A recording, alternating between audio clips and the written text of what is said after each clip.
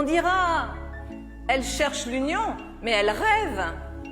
Eh bien, oui, je rêve.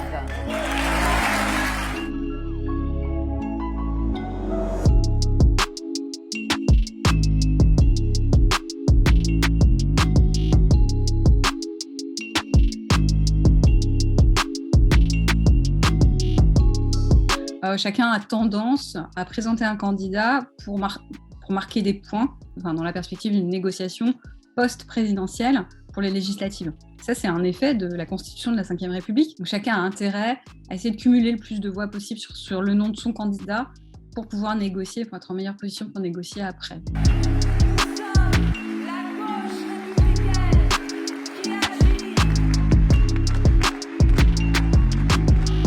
On dira, elle cherche l'union, mais elle rêve.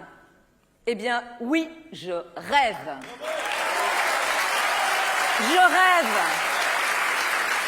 d'une gauche républicaine, d'une gauche populaire qui change la vie, une gauche écologique qui se hisse à la hauteur de sa mission historique.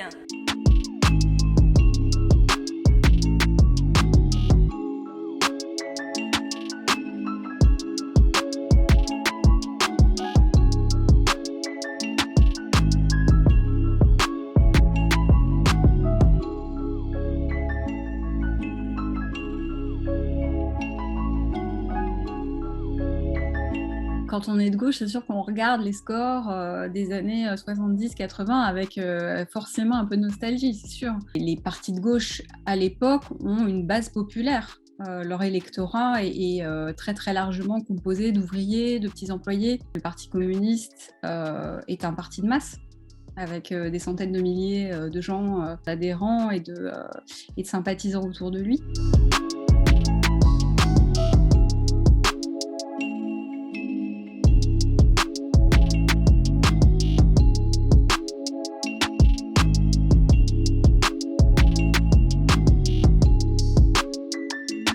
Je pense que l'union, elle est aussi plus facile quand on a une dynamique. Plus la perspective de gagner les élections s'éloigne, plus les divergences sont importantes. S'il y avait une perspective pour un des candidats de l'emporter, il y aurait aussi une plus grande, sans doute, envie de se mettre d'accord sur un certain nombre de points.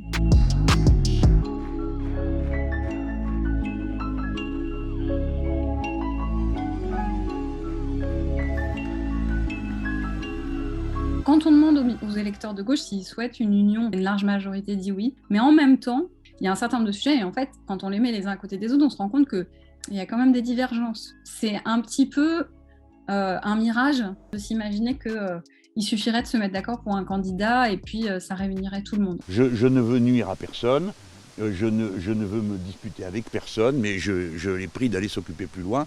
La vieille gauche, à mon avis, est en train de se ridiculiser.